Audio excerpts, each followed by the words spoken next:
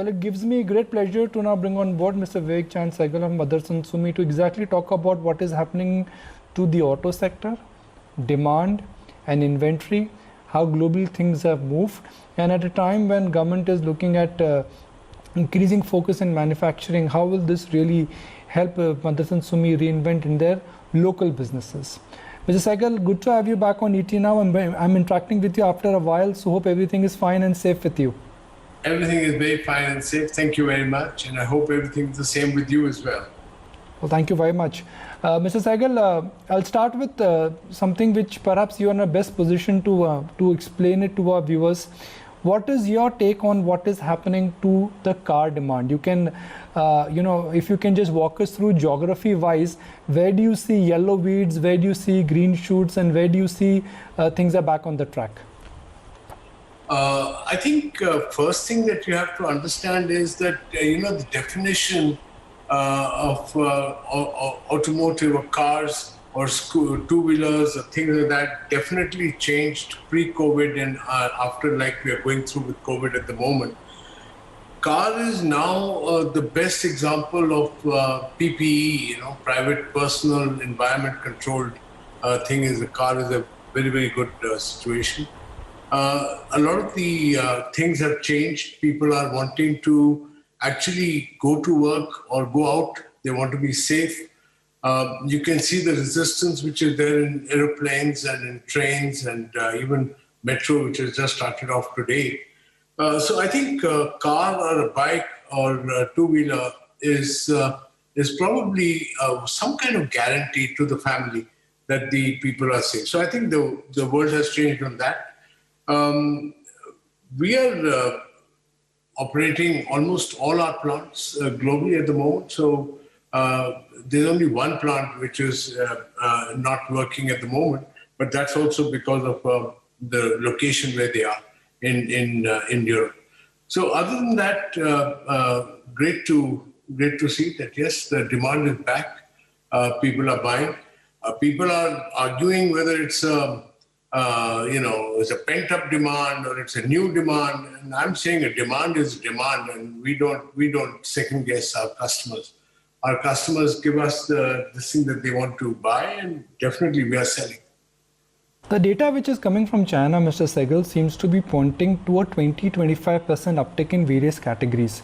Do you think it's a matter of time? Other geographies also will come back in the same space with the same pace, because China was, China as a country got hit first with COVID, and it has come out of COVID the first. So obviously there would be a lead, that's obviously a lead indicator.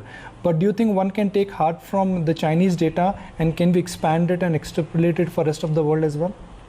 Absolutely. We have seen that, in fact, our last quarter results in the last 5-year plan got impacted because China went into trouble somewhere around February already, and by March end, they were coming out of it while the whole world was going into it. So we've always had the benefit of hindsight because we could see all the things playing out in China, and then they played out all over the other world. It also allowed us to actually to take advantage of the knowledge. You'll be surprised, in February, second week, we actually air freighted masks to China because Chinese government had said that if there is no mask, you can't come into the factory. So we could learn from these experiences very well, being a global company. So from China, we learned a lot. But I think the demand is also a great indicator because it's telling you the mindset of the people in China. China has tremendous amount of infrastructure on the transportation side, and yet people are buying more and more cars, which is giving a direct indication that there is change in the mood and in the mind of the people to change and look for personal protection while going to office or work or holiday or whatever. So definitely you will see it in the same thing happening everywhere in the world. Specifically on India, Mr. Sehgal, what is your view? And now that we are the number 2 in terms of corona cases, the numbers have really shot up in the last couple of days. Do you think whatever recovery we've seen in the auto sector, that could get challenged, and it could get challenged ahead of the festival season? Do you worry about that? I don't worry. I think the governments, different governments are trying to keep it under control. I think the testing has gone up and hence the numbers are going up, but that's my view personally. I believe that we are a very young nation. The youngsters will come out of this particular thing once they have it, God forbid, but if they don't have it, that's even better. But I think India is complicated because of the multiple layers of governments that we have. We have the central government, the state government, the city government. I mean, there are so many authorities and so many different power bases that, continuity, because plants are all over all over India. So you have those kind of challenges. Suddenly one particular area, one particular unit gets the notice that they can't operate because of COVID cases or whatever. And also because the people can't come in because they are asymptomatic or whatever, then, they don't come in. So one had to change his thinking completely. I think under the circumstances, India is doing brilliantly well. And the more they learn, the more the factories open up, the more the areas open up, I think India will do very well. Mr. Sehgal, the government is talking about increasing India's manufacturing activity. Now, auto ancillary and the auto sector is one sector where India actually has a global advantage. So auto manufacturing, auto ancillary companies like yours, they have scale, size, and also competitiveness. So my question is that if auto ancillary companies and if auto companies can become globally competitive by making products in India and exporting to the world, why other sectors are not able to do it? I would be the wrong person to make comments on that because, we are 100% automotive focused group.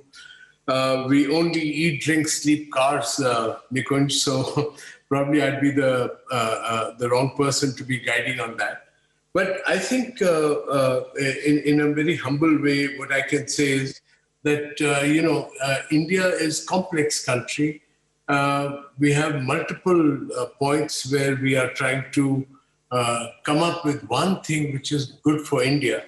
But honestly, what is India is also has different explanation, different political parties, different governments, different states. Everybody has his own opinion.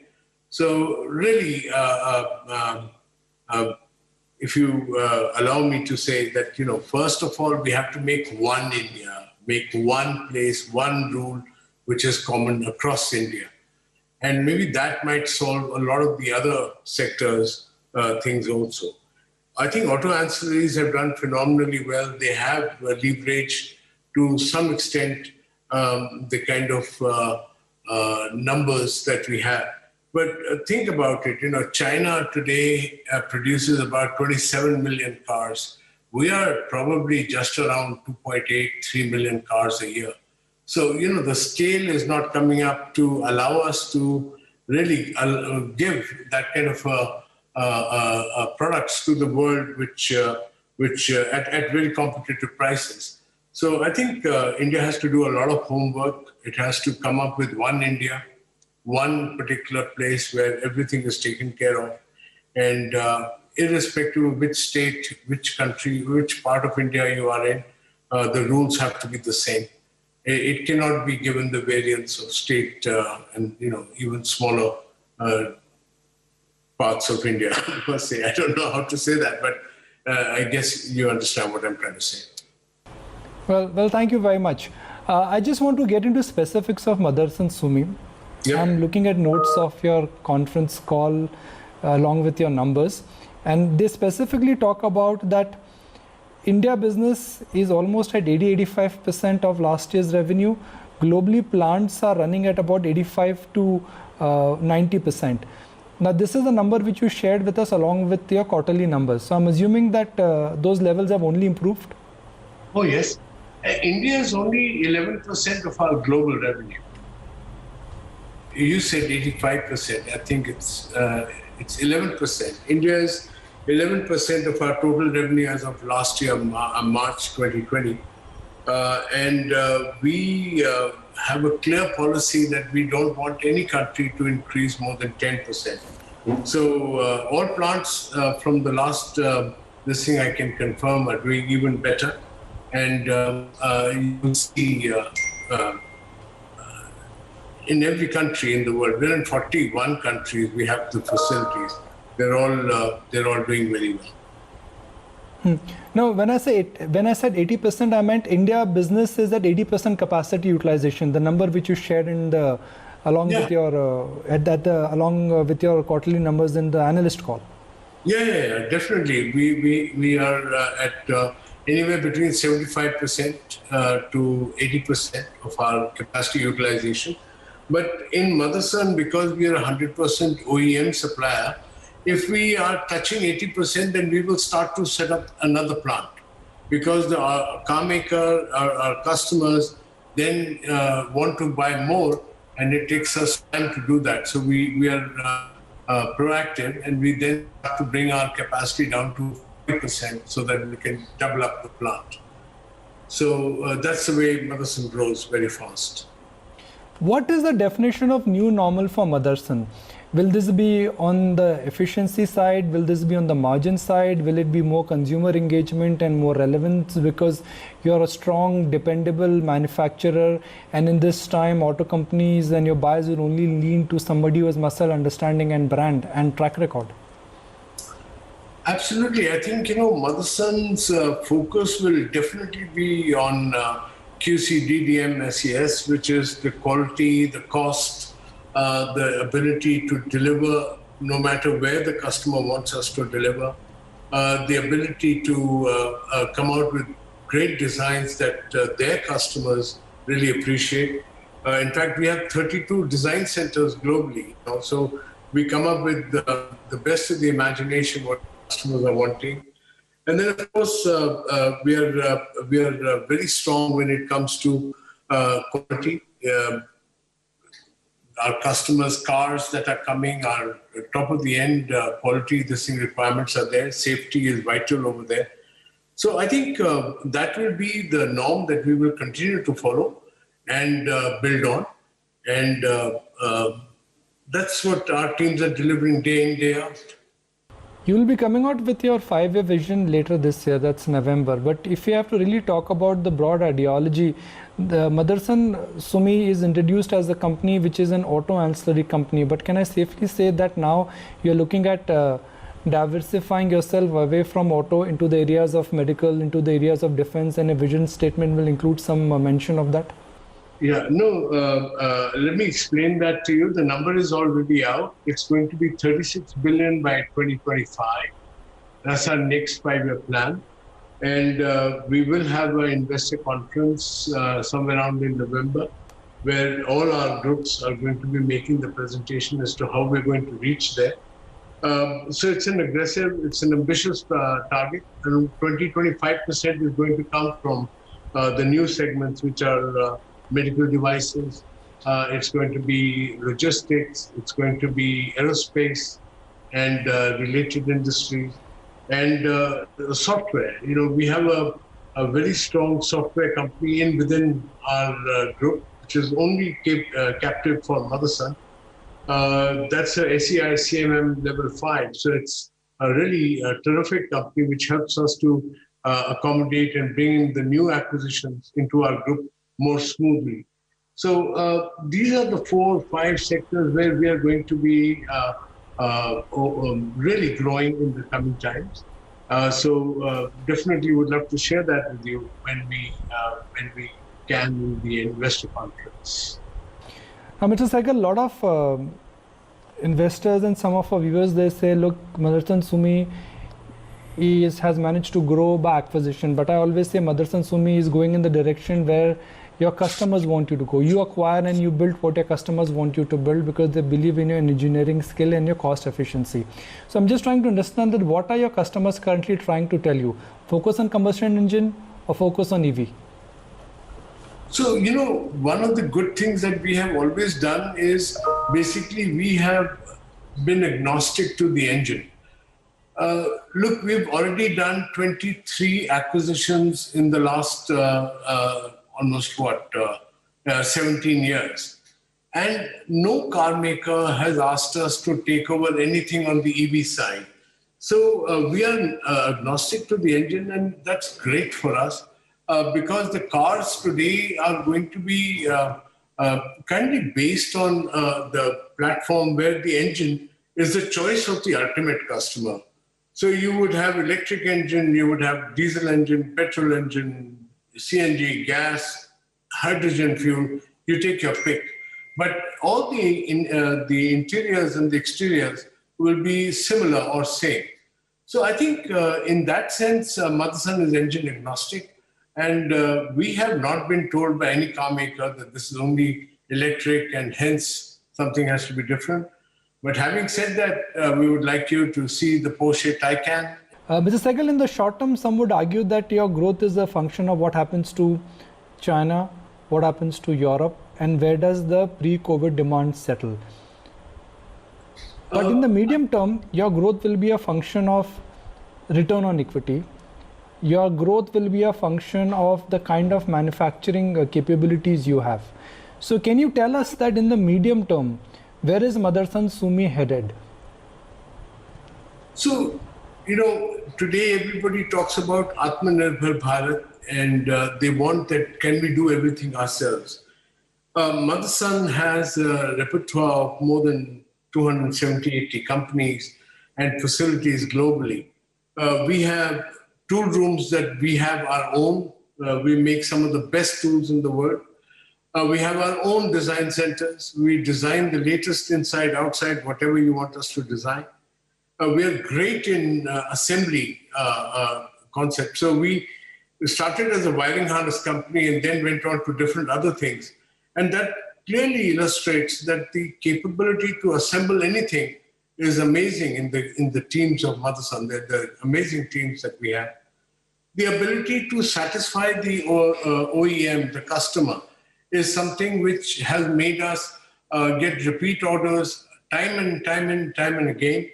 We believe that these are amazing virtues to nurture further and grow the group. And that's what we are actually planning. We don't look at more than 5-year plans for the simple reason, honestly, it's much more speculation there than actual reality, what you can achieve. We have already given 5-year plans in our this thing, and we put it in our annual report, which is in advance, so that it gives you a head up as to what we are going to do for the next 5 years. And all 5 of them, we have come very close to our targets. And that tells you that, automotive is fairly predictive. You can predict where you're going to be in 5 years. So we believe that the things will not change so dramatically in the next 5 years. And if they do, then of course, that will be the first time we are wrong. But we believe that there is huge opportunity today because 2.5 years, we had a lot of lull on the Indian automotive, on global automotive also. Plus this new confusion that we created about 2.5, 3 years ago about CASE, connected, autonomous, shared vehicle and electric vehicle, created even more confusion. And then Euro 4 and Euro 6 in India created even further the confusion. So I think people can see through now because almost all of these particular things have come to a roost. What is the way forward. So we see a huge push from the customers to us, telling us which companies to take over, which products to get into. So we believe this 5 years is going to be very, very effective. Yet, we are now the 21st or 22nd largest auto ancillary in the world. We believe that by this particular thing, we will come into a situation that we will be in the top 10 if we achieve our targets of 36 billion. So we believe that we should be looking at a little bit of diversification, and that's what I told you about, the 4 divisions where we are going to diversify. And they're going to use the current facilities that we have. So that's the good part about the growth of Motherson. So very exciting times up ahead of us. Well, good to hear that. So 2 more questions. Yeah. A lot of companies are comparing their commentary with the COVID mood with the pre-COVID level. But auto industry in India had a bad 2019. So frankly, the reference point really should be 2019 level and not 2020 Jan or Feb levels. When do you think your India business will come back to 2019 levels? Because that's a critical point. Great. From my side, I think what's going to happen is we would be hitting the pre-COVID numbers as what you described starting October, November. But there is a difference between what I'm saying and what the other people are saying. First of all, cars are not like bags of cement that everybody has the same price. Cars are things which people aspire to, they have a value, they're adding new features, new things are coming. So the value is very different from numbers. So I would take that to my advantage, and I feel that by October, that's next month coming up, you will see the numbers of the sales and revenues would be as or better than pre-COVID. Wonderful. And one final question, really on a personal side. I know you are a voracious reader. You love to read every time when you travel, when you get free time.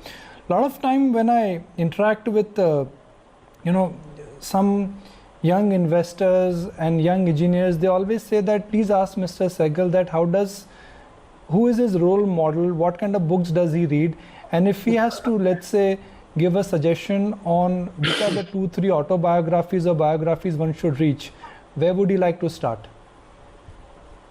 So, sorry to disappoint you. I'm not a voracious reader. I'm very busy with whatever I do. I love to listen to people, but I don't read. I keep my mind very virgin. I keep my thoughts to my paper. I think it depends. If you're a professional, definitely there are a lot of books that you should read and update yourself on knowledge and things like that. But if you're an entrepreneur, please learn this is my guidance to the youngsters who ask me this, is please learn to respect your sixth sense. Please learn to respect your hunch, this thing is very important. For an entrepreneur, it is important to come out with something new. And if anybody is telling you that your idea is wrong or something like that, use that to your advantage and try to prove that particular point that he has raised about that, how you're going to make that thing wrong. And I think that's what I have done all my life. Every time people told me it's a bad idea, and I tried to work out as to how I'm going to make it a good idea. And that's what we have done. All the joint ventures we set up, the acquisitions that we did, were ideas which were not supposedly good ideas because, hey, there were already competition, a lot of things were being done all over the world. But you have to do it in a manner that it becomes effective. You need the free thinking more than what XYZ did. So when my son decided that he has to do MBA, I told him, buddy, okay, go ahead and do it. But it took me almost about 2 years to make him de-learn his MBA and really start thinking like an entrepreneur. So I hope I answer your question. I don't, this thing on the lighter side, somebody sends me a book and I ask him, I put it over there, where all my books are lying. And then 2 months later, he'll ask me, Padi? And I say, yeah, Padi, it's there. So really, I'm probably the wrong person about books. No, but you shared a brilliant experience with us. And thank you very much. And I certainly hope to see more of you on the channel and meet you in person once things normalize. Thank you very much and stay safe, Mr. Sehgal.